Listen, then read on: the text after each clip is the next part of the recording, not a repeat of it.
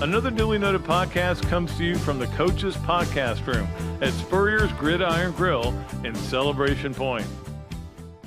Okay, and welcome into another Dooley Noted podcast presented by Titan MRI from the Meldon Law Dooley Dome. We are here at home again because I'm still sick. I'm feeling much better and look forward to, we're going to have a great show today. We're going to do the best we can to get through this. Just so you guys all know, just because the only reason I'm even sharing this with you is just because if you get this new strain, I've read up a lot on it now and I know a lot about it and I've experienced it and I'm still experiencing it. But if you get this, there's going to be 3 really bad days. And that's in my case, it was Sunday, Monday, Tuesday. Tuesday was brutal. Wednesday was a little better. I'm probably 10% better than I was on Wednesday. Still not there all the way back, but I do appreciate my wife, man. She's been going through this too, but she's 2 days ahead of me on it, but she's taking care of me, and I don't know how she does it. She's an amazing woman. We got a great show though for you today. Ahmad Black, one of the stars of Swamp Kings, is going to join us. And we'll talk to him about what he saw on there and Urban Meyer and the Ring of Honor and all that kind of great stuff. We'll play Yes, Nowhere, maybe with him. We got a bunch of stuff. We're going to make a poll on Leonardo's quick picks. Somebody will win a pretty cool hat. Got it right here. It's not, I don't know if this is the one, but Bob Dooley Invitational. And $25 at Leonardo's at Millhopper. We appreciate Kyle over there. I am having a little I guess they call it COVID fog, where I'm forgetting some things, but I think a lot of that is just I'm getting old, and I do forget more things, and I walk into a room and go, "Why was I coming here?" But that was before I caught it. But let's get to our process service of Gainesville starting 5. And we appreciate the great folks at Process Service of Gainesville for being our sponsor of our starting 5. Excited about them. Let's get to number 1. And number 1 being the latest diss on Florida's expectations. And it's good bulletin board stuff. And look, you can use this stuff to your advantage, but you don't have to. But I think you do. But Stuart Mandel came out with his, and Stuart's been on this podcast before. He's a great guy from the Athletic. Love all the work he does. But Gator fans probably didn't like that he came out and said he predicted Florida's record at 3-9, and Billy Napier fired at the end of the season. And I'm like, whoa. Now, I will say this. 3-9 is not impossible. I don't think for a second I'm going to go, there's no way the Gators could only win 3 games. Sure. Some injuries happen. Things just don't go right. There's only 2 sure wins on the schedule. Maybe Vanderbilt's the 3rd, but just because it's at home, I guess you might think it is. I don't think 2-9's happening, but or 3-9, but I don't think Billy Napier, under any circumstances other than something extraordinary, would be fired. We talked about this last week. In every case of the last 3 coaches that got fired, they all got fired for reasons, and it wasn't just the winning and losing. Although I will say this, I think with Muschamp, the winning and losing is what came into it, but it wasn't that they were winning and losing, it was how they were winning and losing.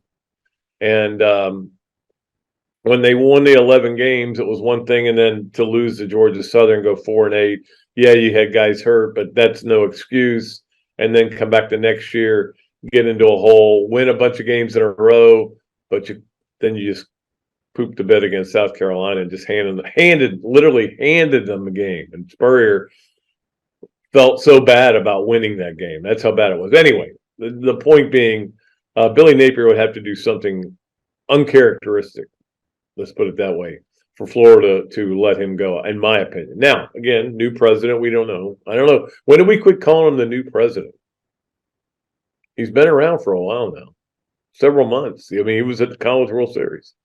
Anyway, that was the latest thing, and that's where, again, we're going to be able to, next Thursday, a week from today, as we're taping this, we're going to know a lot more about this team. We're going to watch a game, and they're going to play, and we're going to go, oh, this is good. This is bad. This is not good. This is not bad.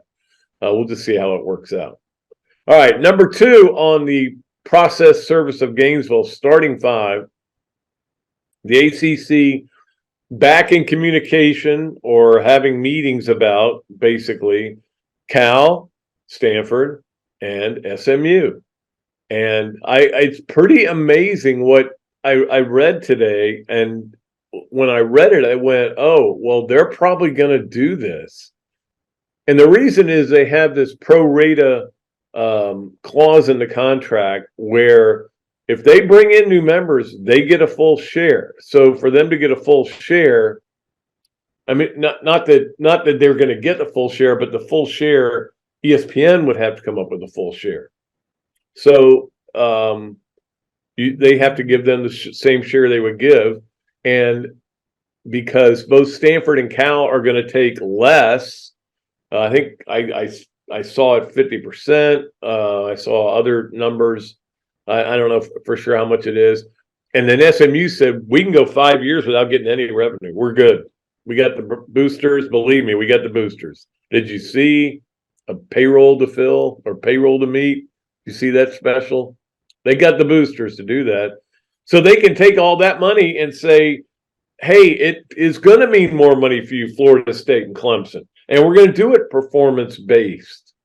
We're going to say the further you go, the more games you win, the more money you get.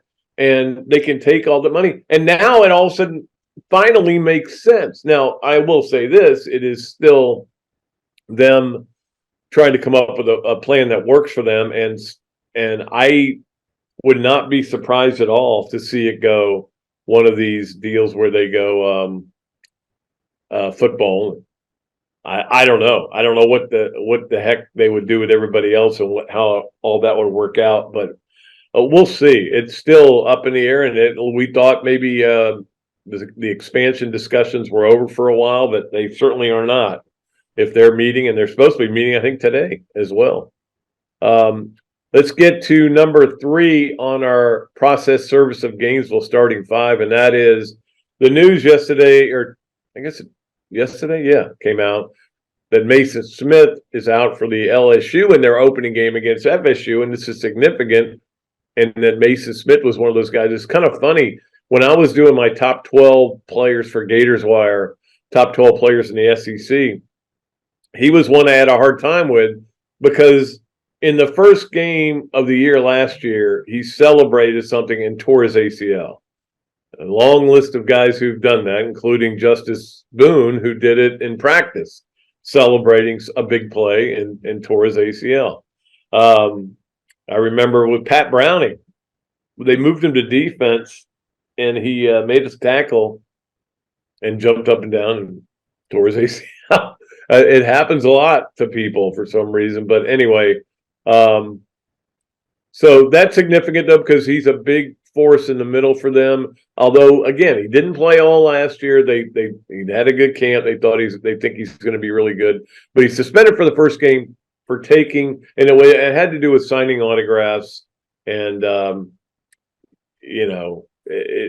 so they suspended him for a game, the first game. And there's a reason why you do play these big time games in the first game. For example, like Florida is with Utah, like LSU and FSU are, like South Carolina and North Carolina are. And there's a reason why you don't, like Alabama isn't, and like a lot of teams aren't, or they're playing softer opponents in that opening game.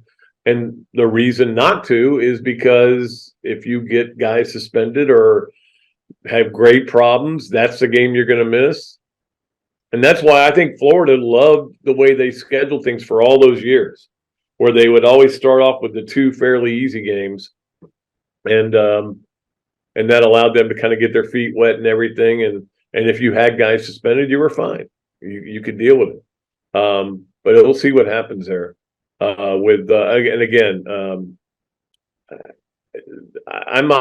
don't know who to pick in that LSU FSU game. That pick, you're gonna have to wait till next week when we do our picks.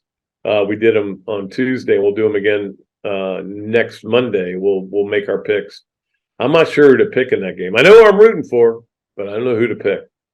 Let's get to number 4 on our process service of Gainesville starting 5. And that was the release of Swamp Kings Tuesday. I watched the first 2 episodes, and then I said, I'm going to wait and watch 3 and 4 with Karen. And Karen said, oh, well, then I'll watch 1 and 2. She watches 1 and 2, and I'm in there watching something else. And I come out there, and she's like, middle of 3, the 3rd episode. And I'm like, hey, we were going to watch this together. She goes, oh, I'll go rewatch it with you. Obviously, she loved it. I think most Gator fans loved it. I know most Gator fans loved it. And I know most media people don't like it. They wanted the dirt. They wanted the untold story of Florida football. You got some stuff that was amazing. The video footage that they apparently found in under somebody's desk or something in a big box of those workouts was incredible. If you haven't seen it, it's amazing. And you see, and I think everybody, it's kind of like the same, had the same emotions about this, and that it was, why can't we go back to that? Why can't we go back to those days? We got the best players, trained them harder than everybody else, and had them ready to go. And the Gators were so good, so good. We're a 9-3 season. It's funny because one thing that was said, that Paul Feinbaum said, and it kind of cracked me up because he said, under Spurrier, they were won so much, played for national championships, and then the Gators hadn't been winning. And I'm like, what? For 3 years, and it wasn't like they were that bad. They won 7, 8, and 7, I think, or 8, 7, and 8, 8, and 7, whatever it was. They went to 3 bowl games. It's not like what they're dealing with now, what they've dealt with the last 2 years, or what they dealt with under Muschamp with those 4 and 8 seasons, or what they dealt with under McElwain. No, that they've been in the wilderness for 10 years, but they weren't in the wilderness under Zook. And again, he recruited really well and supplied the team that allowed Urban to win the first national title. So the bottom line is, if you're a Gator fan, you probably love it. If you're not a Gator fan, you probably hate it. It is what it is. And we'll talk more about it with Ahmad when we get him on here to talk, because he was obviously a big part of the making of it. I got some good questions for him. Play yes, no, where, maybe with him as well. Voice going a little bit already. We'll try to hang in there. Now it's down into here, so it's, my eyes aren't as bad as they were the other day. All right. And finally, number 5 on process service of Gainesville starting 5, Otani out for the year as a pitcher. He tore his, what's it called? The ulnar nerve ligament, whatever it is, UCL. Whatever it is, and that's the Tommy John one. So we'll see what happens with him going forward, but he's not going to pitch anymore this year. I don't know how people are going to look at it, and I don't know how it's going to affect what's going to come up with him and free agency and all that stuff.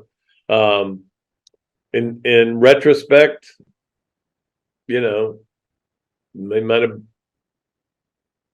shut him down anyway from pitching, because they're not going to make the playoffs. They didn't trade him because they wanted to take a shot at the playoffs, and that doesn't look like it's going to happen. But it's certainly a shame. I mean, he can still play, though, and he can still bat. And I think I'm right about this. He's taken over the home run lead from Matt Olson from the Braves. I think he has, yeah. Who won last night? Yay. Yay, Braves. All right, so that is going to do it for our process service of Gainesville starting 5. And appreciate all of our great sponsors. We'll get to all of them before we're done, and we'll get to our first guest coming up as well, Ahmad Black. We'll talk to him about a lot of things, including his new job and what he's been doing, and also, you know, what he thought of the see, I just kind of lose track of things. I'm still not quite there. What he thought of the documentary. It's funny, my youngest daughter called me, and she goes, "Dad, I'm watching your documentary." I'm like, "My documentary? I don't know. I don't think it's mine. I just sat down for an interview, that's all."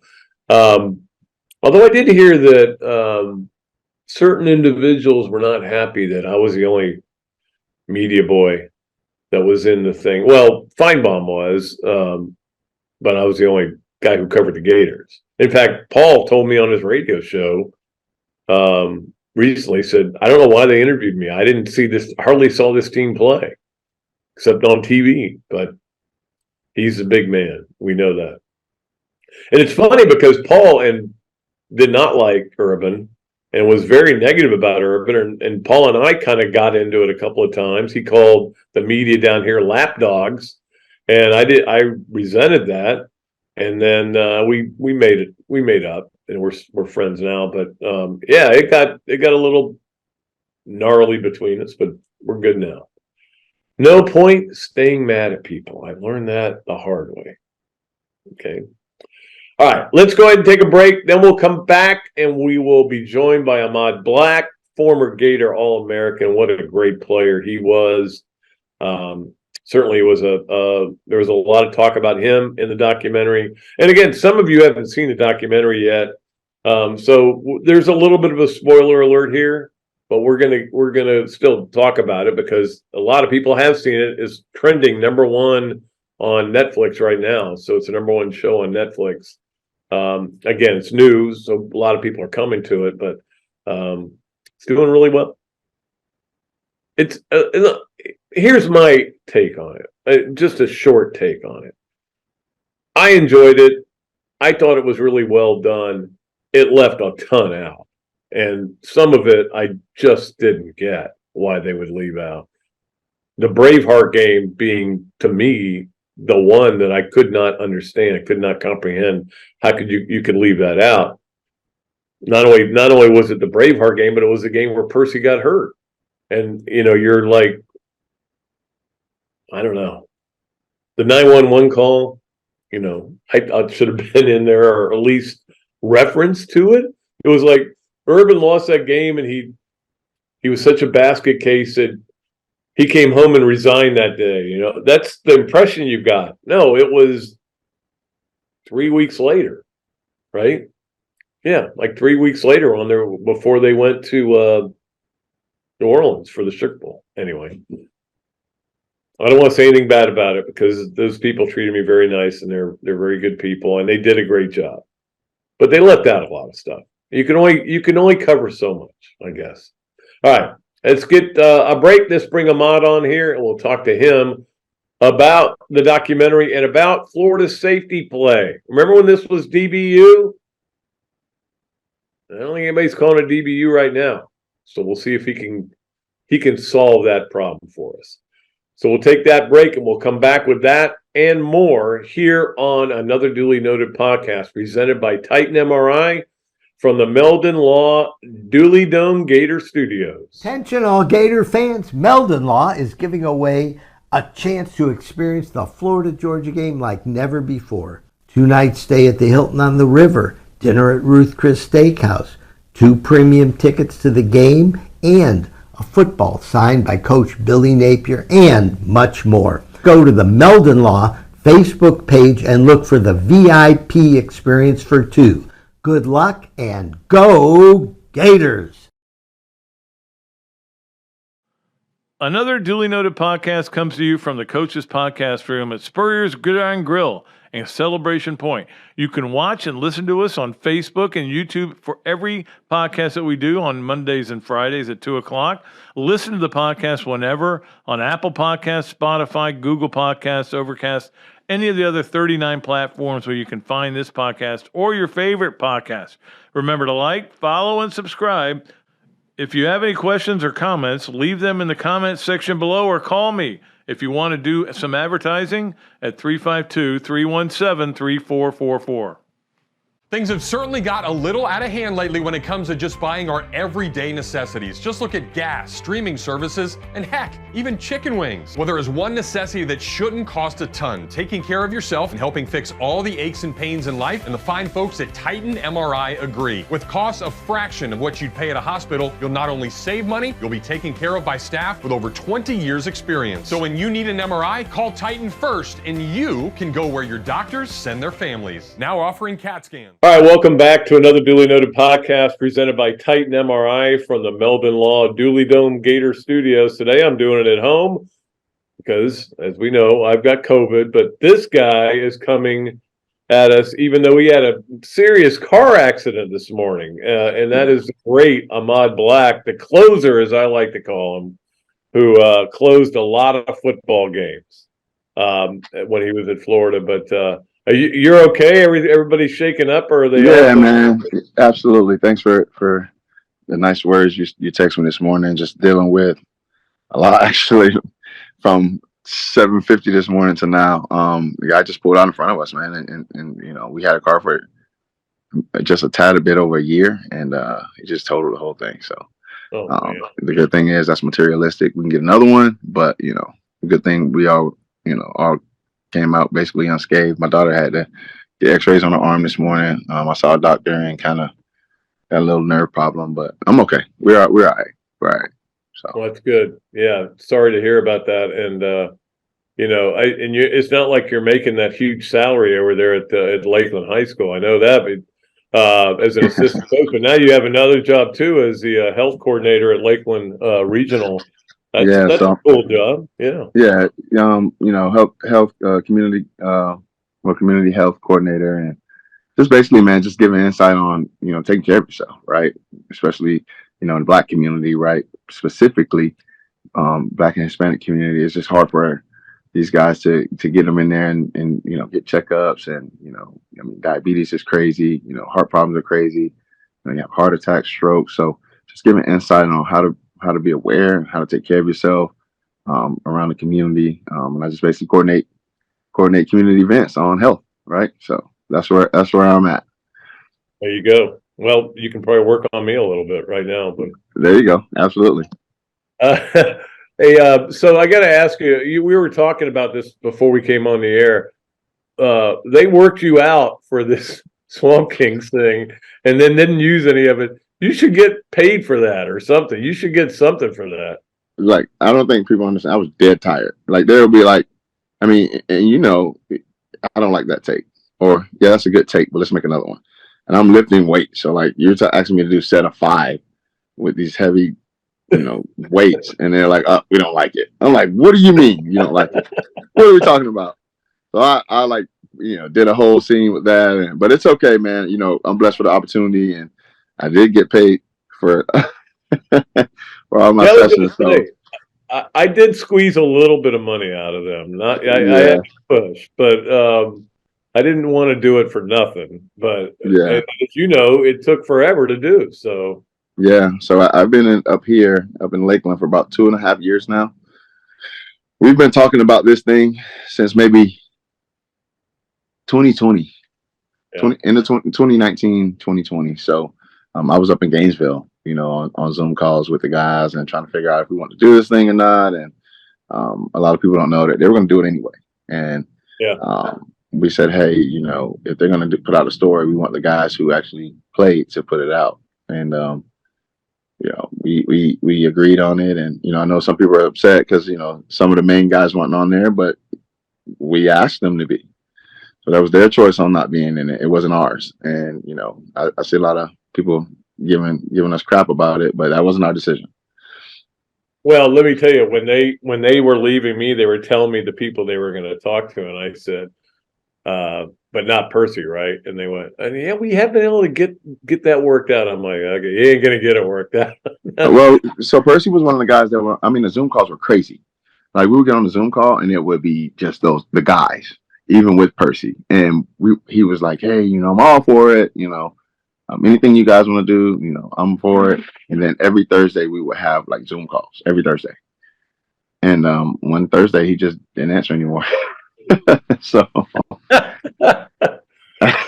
Well, that sounds like Percy, man, right? Yeah, definitely. But Percy's a great guy, and I don't know what he has going on, and in his life or whatnot. And I know that if he had an opportunity to get on there and not have anything going on, he probably would have. But it was just hard trying to just manage the guys. You got to understand too. Like they wrote us, and like I think they wrote me on Facebook. I was like, "Hey, my friend's trying to get a hold of you. She wants to do a documentary," and we're like, "What? That doesn't even make sense." Like, no, I'm not doing a documentary. Like, what are you talking about? So we kind of had to do some convincing with Urban, and Urban's like, "Hey, if you guys do it, I'm on." So that's how that kind of went. I know everyone's saying like, "Oh, it was just the fluff Urban up and Tebow," and it wasn't that. We decided not to do. I mean, a couple guys didn't do it because they thought it was going to be like Hernandez, and and they didn't put any of that in there, which we're grateful for because that we didn't want to take away the greatness that we had. Now, granted, Hernandez, a lot of his stuff came after college.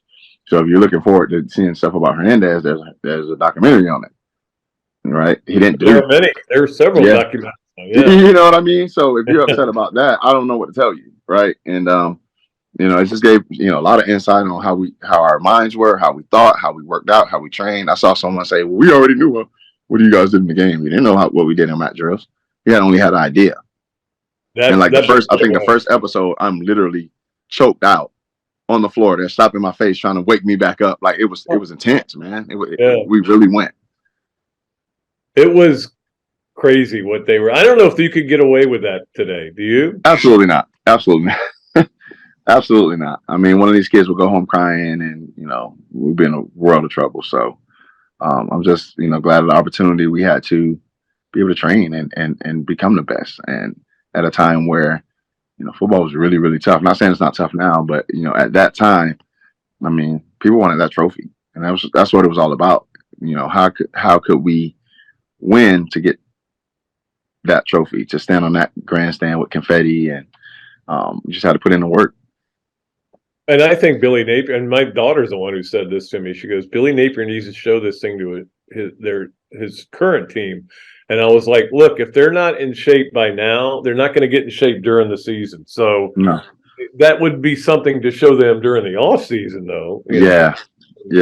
Just how the effort that you guys made. And I think one of the coolest things was the whole thing about how Brandon Spikes, after 07, he goes, "Yeah, I'm dedicating myself now. I get it now."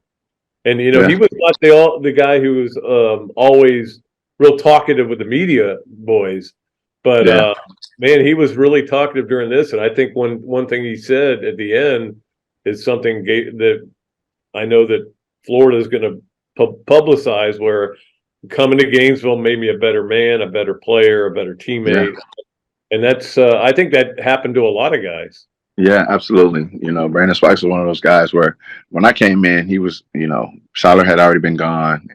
This was the first year without Siler, and Spikes had to really take on a team that was really immature. I mean, we started a true freshman at corner, started another corner who never started a game at Wandy Pierre-Louis, had a true freshman safety at major right, and I love Kyle Jackson, but I mean, so it was tough, man. And then you had a Cunningham who was a redshirt freshman at defensive end. You had Derek Harvey, which he was amazing. But it was just hard, man. You had to come be a leader of a team that wasn't really ready for that, right? So, a lot of people don't know too, because it wasn't on the documentary, but in 08, when Brandon Spikes bought in, a lot of us bought in because we saw a leader buying in. As DB court, we all made a pact to go to every workout at 6 a.m. A lot of people, that wasn't on there. So we every single time we worked out, it was at 6 a.m. So you had to understand that we had to be there at 5:30. So we were waking up at 5:30, and then right after practice, we were going to the class and tutoring. And you know what I mean? That was just a glimpse of what we did, but it was also magnified too. You know what I mean? To a extent to where we didn't want to lose, man. And you see it in Urban, and that was our leader. And when Tebow wasn't crying because he freaking lost. He was crying because of so much effort that we put into the game, and we hated to lose. Right. So that's where that came from. Yeah, and that was, you know, I thought, I mean, we knew Tebow would come off good in this thing because that's you know. I thought Urban came off pretty good, although Urban came off like a crazy man.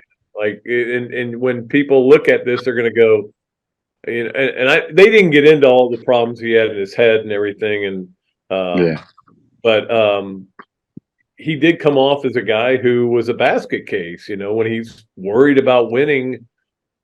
He's worried about getting fired at halftime of the Tennessee game his second year, stuff like that, where you're like going, "What are you talking about?" But I think he does come off as a guy who did a lot of great things, and maybe this will be an impetus to get him into the Ring of Honor because I think he deserves it, man. You know, you got to understand what.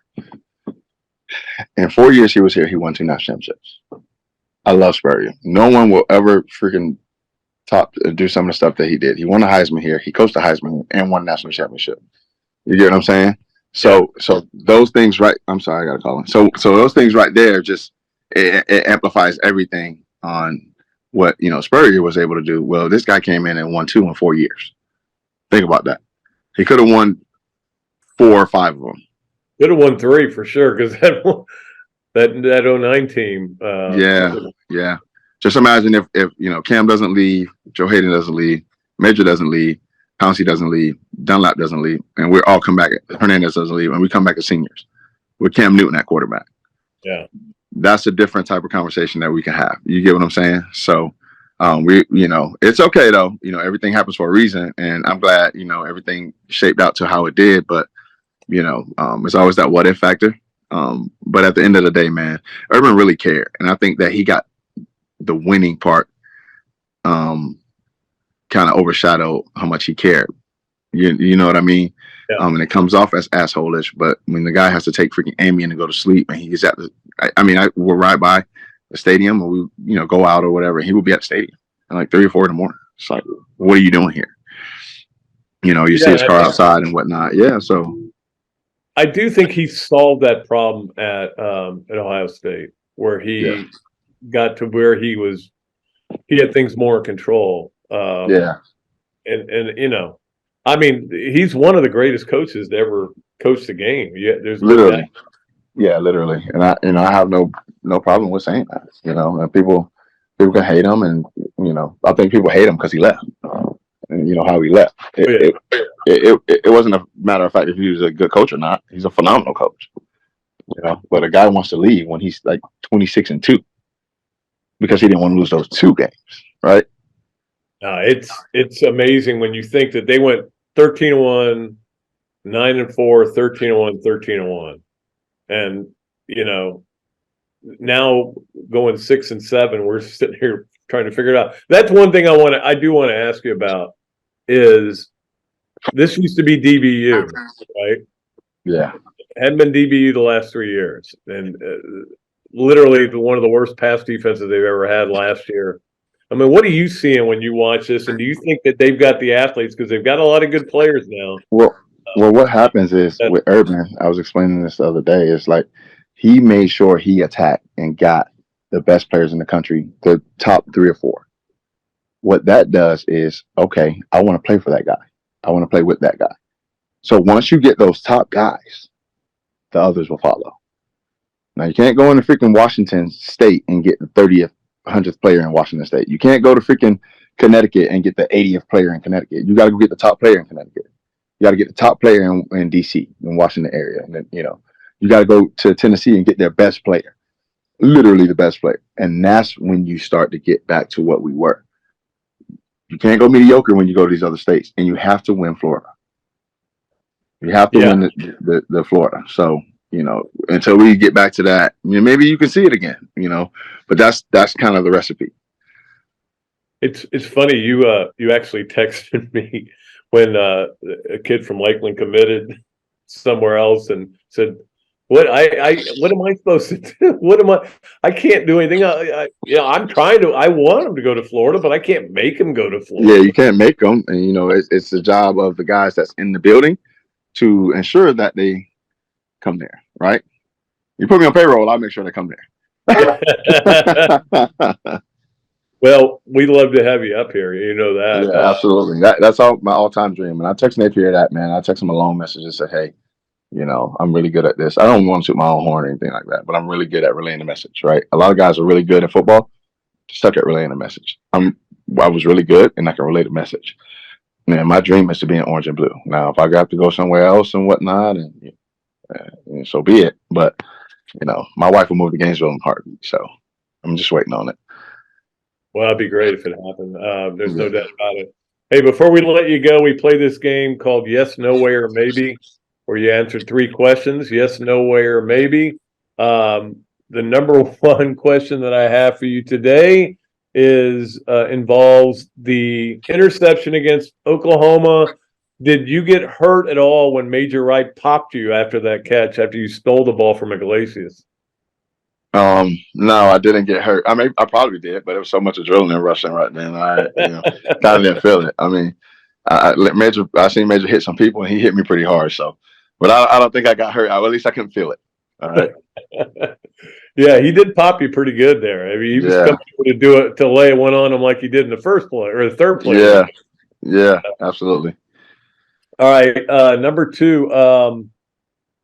You would not let your 2 boys participate in mat drills. Oh man, maybe. I mean, it taught us a lot, man. It mentally taught us to gotta win or lose. There's no in between, right? So, I mean, if we're in that position, and it's my job to coach my son up to be able to withstand that. Good thing I went through it. So that's a maybe. That's a maybe. Yeah, maybe. All right, and finally, Florida will go 3-9 this year, as somebody just predicted. Absolutely not. No Absolutely not. They got us like losing to, some of the craziest teams, which I think we'll have a better handle on things this year. I think we got, a good group of guys that can go in there and do better than we did last year, hopefully, man. And, you just got to take it game by game, one day at a time, and compartmentalize, like Urban used to say, and, win that week. So. Absolutely. Well, we appreciate you coming on. Brought to you by Big Mill's Cheesesteaks, of course, on the Zoom call, and of course, playing Yes, No, Where, Maybe, brought to you by Big Mill's Cheesesteaks, street dining done the right way. Ahmad, always great talking to you. One day, maybe you'll be up here as a coach, and you and I can go have a drink together. Yeah, definitely. It's on me. All right, my man. We'll see you. Take care. All right, thanks a lot. The great Ahmad Black, of course, great All-American here at Florida, great for the Tampa Bay Bucks as well. And he's got to get out to practice. He took the time. But that was pretty interesting what he said, that they put him through all these workouts and filmed him just to get – I think he told me they did a 6-hour taping and then a 5-hour taping and then the 3 hours of working out, and they taped it but didn't use any of that. But because I was saying, they did me for 4 hours and they used 4 minutes. But I mean, I was just thrilled that they used 4 minutes of me. Yeah, so he's heading out to practice now at Lakeland High School. So good for him.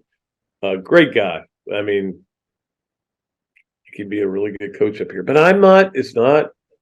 By the way, that place where they were meeting. You saw that at the end they had all the players that were involved in the documentary met in one place, and I assume they did most of the interviews there. But that was in Interlochen, so Mike Bianchi's hometown. There you go. That's a big get for Interlochen to get all those players there. I was assuming it was Lakeland. You know what I haven't been. Karen and I kept going back and forth. Where was Urban in Naples, but it looked like Jacksonville, but then they showed a white sandy beach, and they don't have a white sandy beach by the I don't think they do in Jacksonville anywhere. Maybe there's a yacht club, they brought it in or something. I don't know. I don't know where it was. I'll ask him next time I talk to him. And I know he's speaking to the Gainesville Quarterback Club later this year again. So look forward to seeing him there, and we'll talk to him about that. Again, Urban was really happy about this last year. He knew the direction it was going. and it was, that they were not going to go all Aaron Hernandez. But I will say this: you still had to mention Carlos Dunlap, didn't you? You had to mention that. Maybe one reason Florida wasn't ready for Alabama is because one of their best players was out for the game with a suspension. No. There were some things I would have done differently, but hey, I wasn't the producer. I wasn't the director. I did like the director very much. She was a very lovely young lady, and they were trying to go for something, and whether they got it or not, they got it for Gator fans. Did they get it for media boys? No. Media boys are not happy. But at least somebody did something about Florida that wasn't negative. That's a positive for Florida. And that's the thing. Everybody wants to pile on the Gators now while they're down. And then when this is coming out, and I'm sure there was a lot of people who assumed it was going to be all about Aaron Hernandez and Tony Joyner and all the people that were arrested and Carlos Dunlap and all this. But they didn't want to tell that story. They wanted to tell the story of this team that went through a lot and built itself up, and that's the story they told. It's not the told story, although those workouts were pretty incredible to watch. All right, let's go ahead and take a break. We'll come back. We got a lot of things to do, including Hesser and Kipke 3 things. The Leonardo's pull. We'll have a winner here. Adam's Ripco to Go Gator of the Week. We got our Swamp games of the weekend. We've got this, that, and the other. And we got Pat Dooley Storytime. We got a ton of stuff to talk about when we come back on another Dooley Noted podcast presented by Titan MRI from the Meldon Law Dooley Dome Gator Studios. Hello there, everybody. I'm Pat Dooley, of course, from another Dooley Noted podcast. And this is a great Adam Brewer, and he's just opened up a place here, Adam's Ripco to Go. What gave you the idea to do this, to have a to-go place like this? We really like the fast concept, being able to get the barbecue. Now we have this new online ordering. So before it was a call ahead carry out, quick service. We have like a curbside kind of a deal where everything's ready to go for you. And then we thought, wow, we have a really great dine-in concept, but how can we make this streamlined for the customer and make it easy and accessible for all parts of town? Adam's Ripco to Go. Come on down and enjoy it. Great food, great atmosphere, a diverse menu, everything made from scratch, plenty of space, and locally owned. These are all the characteristics of a great restaurant, and you can find each and every one of them right here in Gainesville at Ballyhoo Grill. Ballyhoo Grill prepares all of their food fresh every day, from their salad dressing to their award-winning soups. Bring your family and enjoy dinner under the Tim Trebo Tiki Hut while listening to live music. Or if you're running low on time to eat out, they also deliver through Uber Eats, Bite Squad, and Postmates. A Gainesville staple that's been open for over 30 years. Check out Ballyhoo Grill on Facebook or at ballyhoogrill.com. Process Service of Gainesville offers a rapid turnaround on affidavits of service for Gator lawyers locally and nationwide. Our friend Scott Hart offers immediate responses on status requests and is a member of NAPS and FAPS. And he has been a part of the community for almost 2 decades. Need service? Call Process Service of Gainesville at 407-697-9592 or email shartgators, that's G8TR, at yahoo.com. And make sure you ask about the paralegal legal secretary bonus program. Okay, welcome back to another Dooley Noted podcast presented by Titan MRI from the Meldon Law Dooley Dome Gator Studios. Again, home here today at the tail end, I hope, of this COVID attack on me. It was premeditated, I've been told.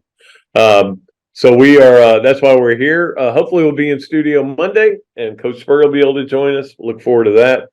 Let's get to our Hesser and Kipke 3 things. Hesser and Kipke is a Gainesville law firm specializing in the areas of workers' compensation and family law. Ken and Jennifer take great pride in their one-to-one focus on each and every client they represent. Ken is board certified in workers' compensation law by the Florida Bar, while Jennifer possesses extensive jury trial experience with a nearly 20-year background as a prosecutor. Don't believe me? Well, check out their 5-star Google reviews. set an appointment at hklawfl.com, or better yet, give them a call at 352-339-9920, Hesser and Kipke. Let's get to the three things. Trying to get my Zoom back up here. Okay, here we go. Three things. Number one, Reggie Bush suing the NCAA for comments they made about him being a pay-for-play player when technically that's wrong. He wasn't a pay-for-play player. He got money from an agent. That's not getting money from the school. That's different. He wants his Heisman back. There's no doubt about it. I mean, he gave it up voluntarily, but now he's ready to get it back. And I'm sure when he saw that Johnny Manziel documentary by the same Netflix group, he went, hey, wait a minute. This guy flagrantly took stuff. You didn't punish him then, except for a half-game suspension, and he went and did it even more. He should have been given the death penalty, not physically, but in terms of not playing anymore. But anyway, Reggie Bush, yeah, he did some things. And do not make the argument, well, these guys are getting all this money now. NIL, it's legal now. It's like saying, well, I got arrested for marijuana possession 20 years ago. I want that expunged from my records because it's legal now. It wasn't legal when you did it. When you did it illegally, I mean, that's not the way anything works. I mean, if they make other things legal, they're legal from the time they make them legal. But anyway, whatever happens with a Heisman, it really doesn't matter to me. He won the Heisman. We know that. I'm not big on vacating things.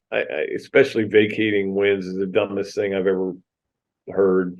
But it doesn't. It has no effect on anything. Okay. Number two, I don't get soccer all the way. I watch some soccer here and there. I don't have like a team or anything. The Messi story down in Miami has been intriguing, though. The way he scored, 10 goals in 8 games or whatever it is. And they are in the finals of the U.S. Open Cup last night. 2 unbelievable passes to set up tying goals after they were down 2-0. And then they won it on penalty kicks.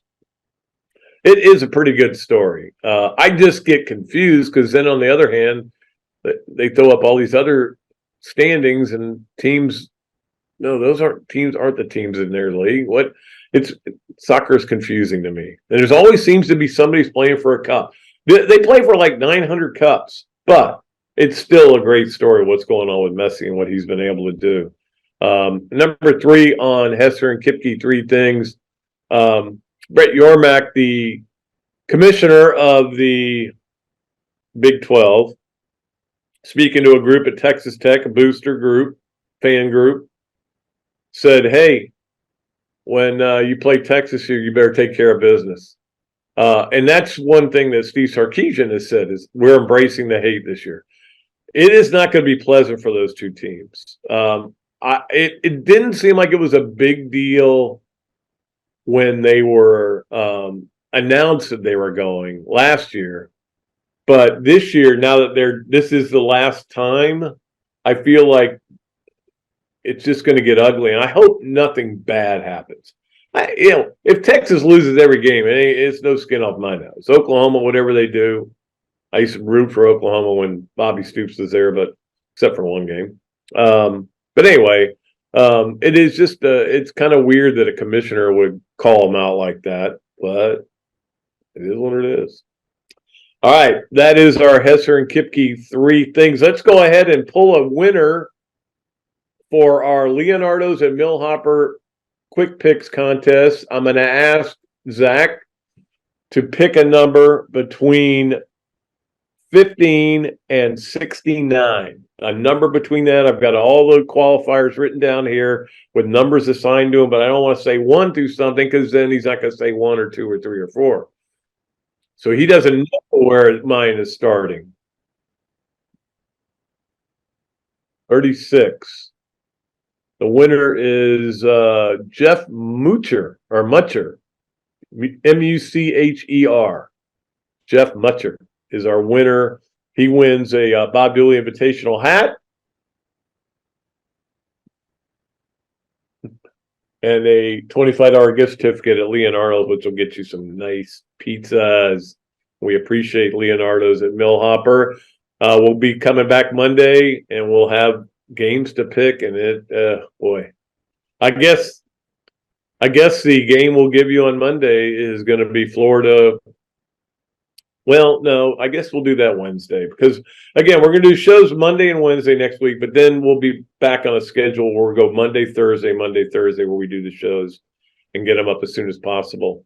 And that's going to be fun. It's going to be football season. I mean, it is football season. We're only 2 days away from the first game. And I'm going to give you in the swamp games of the week are going to be nothing but football games. That's the way it's going to be pretty much on Thursdays. But anyway, it's just I'm just so excited about football season. I'm glad now that I can see the light at the end of this tunnel. I'm ready to get going. I'm ready to get going with football season. All right. That was our Leonardo's at Millhopper's winner. Jeff, just contact me and I'll get it to you. Let's get to our Adams Ripco to Go Gator of the Week. And you know what it is? I have decided I'm going to make it Sean Kelly. Sean Kelly going into his second year as the announcer for the Gators, as the voice of the Gators. And certainly has become a good friend and a good guy. Actually, when he was in Omaha, my wife and daughter saw him, and they went up because Kelsey is in journalism school and wanted to talk to him about some things, and that couldn't have been nicer. And we saw him again the other night at Spurrier's. And but he's like everybody else. He's got a year under his belt. I think he's just going to get better and better and do a great job this year. And I know he's excited about this season. I think he thinks they're going to be better than a lot of people. It feels like everybody who's around the program thinks it's going to be better. And sometimes this is dangerous because you actually aren't going to be better than people think. But because you're around it all the time, you see the progress being made, but maybe it's not enough. We'll see. I mean, I have no idea. To be honest with you, I have no idea. You want me to give you a Gator record? I have no idea. I don't think it'll be 3-9. I don't think it'll be 10-2. I think it'll be somewhere in between. But I don't know where it's going to be. I mean, it's going to be weird. It's going to be a weird season in a lot of ways. But anyway, so he's our Adams Ribco to Go Gator of the Week. Adams Ribco to Go. Very nice dinner the other night that I enjoyed very much. Got the turkey plate. All right, let's get to our Swamp games of the weekend, and of course, Swamp Restaurant. I'm pretty sure I'm right about this. We're going to be out there for the home games this year, doing our radio show there from the Swamp. So I think we're doing that, yeah. So that'll be exciting about that. And of course, if you want to go there on Saturdays, Sangria Saturdays, man, it is a party there, and you'll have games to watch when you go there. The football games that are live being played at this, not football, but football. And let's get to those. And again, we appreciate the Swamp Restaurant for everything they do. Again, only football games of the week, and because it's football season. All right, let's start off. Navy Notre Dame, 2:30 on NBC. Which you probably already knew, and you probably would have found without any problem. But I'm going to give you some other ones. UMass at New Mexico State. That's probably not doing much for you. But it's a game. 7 o'clock on ESPN. So ESPN thinks enough of it to carry it. And then at the same time, at 7 o'clock, that is when that Ohio-San Diego State game, which I have an interest in that game. I'm curious to see how those teams look. That's on FS1 at 7 o'clock. At 7:30 is when Hawaii and Vanderbilt play on the SEC network. Got it? Okay. And there was one other game here. Oh, FIU at La Tech is on CBS Sports Network at 9:00. There's another game at 8. Oh, USC's playing at 8:00. I don't. It says San Diego State, but it can't be San Diego State. So I must have written that down wrong. But anyway, they're playing somebody. It doesn't really matter. They'll beat them. That's at 8:00 on the Pac-12 network. I don't know if anybody in the world has a Pac-12 network. I think I might, but I don't know. I don't know that that's a reason for me to watch it. Anyway. All right, so those are our games of the weekend. Let's get to this, that, and the other.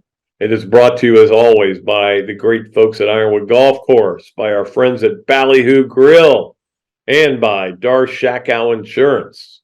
We appreciate all of our great sponsors. This is, when they interviewed me for this documentary, and I told people who asked me about it, because they made this announcement. And when the announcement was made, it was coming out. I'd already done the interview 6 months or so ago, maybe even further along ago. And I told people, I go, they had me on radio shows. I go, if you're looking for this expose, it ain't gonna be that. I can tell you by the tone of the questions. And when I would sometimes answer questions and go off on a tangent that was maybe a little negative, not that I was trying to be negative in any way, but they would kind of cut me off. No. We're trying to tell the story of how these guys got great. And so that's what I kept telling people. This is 6 months ago. That is that then the trailer came out and everybody was excited, and right away, police car, me saying that I said that we never got police reports, somehow they got fixed. And I know Jeremy Foley didn't really appreciate that, but I don't know if there was a fixer. I mean, some people got things solved. There's no doubt about that. I don't know that they did anything nefarious, but things got fixed, as we all know. So that was what I think people were, okay, yeah, well, that's okay. We got the blaring sirens, Gators arrested in the trailer. And then the other is, then it came out and it was very mild and very pro these guys and very good for Gator fans. I told you that's what it was going to be. Why didn't anybody listen to me back then 6 months ago? I tried to tell you exactly what this was going to be. Nobody would listen to me. Now you know. Hey, what do you want? Maybe if they had more media on there, they would have thrown them under the bus. Look, I said some negative things, but not because I'm a negative guy. I said a lot of positive things too. I said a lot of things over 4 hours. That is this, that, and the other, brought to you by Ironwood, Ballyhoo, and Dar Shakow Insurance. Let us finish up with Pat Dooley's story time, and this will be an Urban Meyer story, and it is, as always, brought to you by Eastlake Pediatrics. Heard from Mike Jordan. He said that there's an uptick there down in Pinellas County and of dealing with people getting COVID too. So hey, look, it's making a comeback, but luckily it's not as serious. Doesn't mean it's not serious. Doesn't mean you don't seriously suck when you have it. Believe me. Let's get to Pat Dooley's story time, and I think I may have told this story on Pat Dooley's Storytime or before. I don't know that I did, though, but it says a lot about Urban Meyer.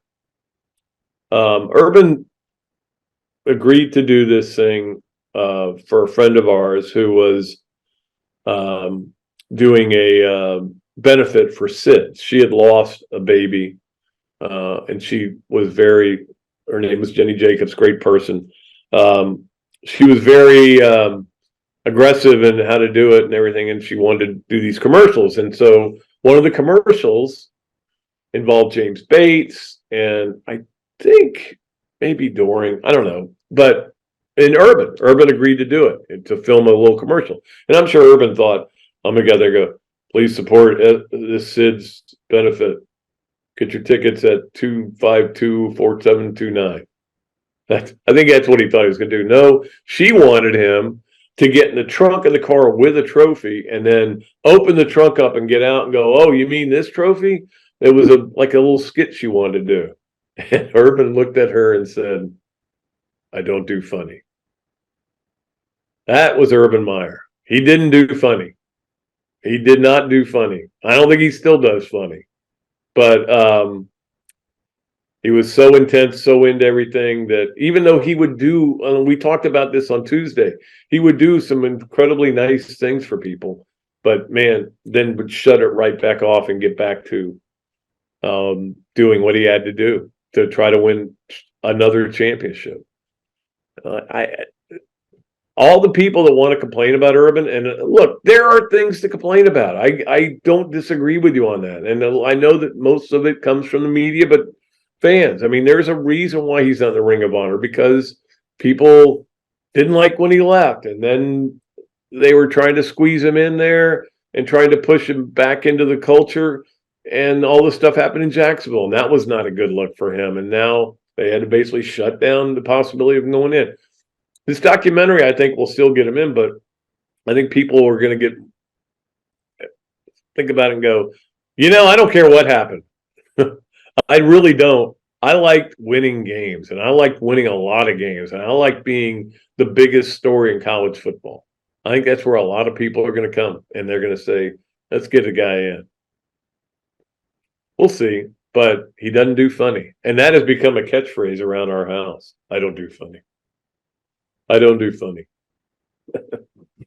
Some of these stories I just tell to amuse myself. All right. Speaking of which, I think we covered everything, right, Zach? I think so. Yeah. So we did yes, nowhere, maybe. We did our process service of Gainesville, starting 5, Hesser and Kipke, everything. We got everything done. So that'll do it for another edition of another Dooley Noted podcast presented by Titan MRI from the Meldon Law Dooley Dome Gator Studios. Hopefully Monday I'll be back at Spurrier's with Coach Spurrier, and we'll be talking about the Gator game. We'll be talking about the games that were played, obviously, over the weekend as well. Until then, I am Pat Dooley. I am deep. I am way back, and I am out of here.